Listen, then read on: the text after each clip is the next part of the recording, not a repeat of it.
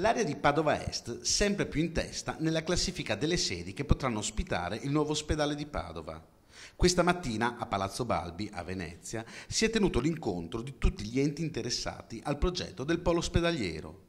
A presiedere la riunione il governatore del Veneto Luca Zaia, che ha invitato politica, università e azienda ospedaliera a fare presto per non perdere i finanziamenti da Roma. Si è perso un anno di tempo perché a Padova Ovest non c'era né la proprietà di terreni e il dissesto idrogeologico che è stato provato doveva comunque portare a un costo molto elevato. Sull'individuazione del sito è arrivato il via libera anche dell'Università di Padova.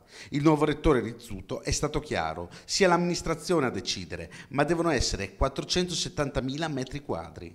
L'università ha anche voluto chiarire che il suo ruolo è quello di occuparsi dei contenuti. A riaprirsi è anche l'ipotesi del project financing. Si è deciso che il direttore Dario dovrà comunque sentire, come previsto dalla sentenza del TAR, anche l'ente proponente il project financing, quindi lo sentirà e sicuramente vedrà se è opportuno utilizzare il progetto che c'è già e quindi recuperarlo o altre proposte. L'ipotesi del nuovo ospedale, nell'area dell'aeroporto Allegri, invece, viene vista più lontana, visto che si tratta di un'area militare di proprietà del demanio.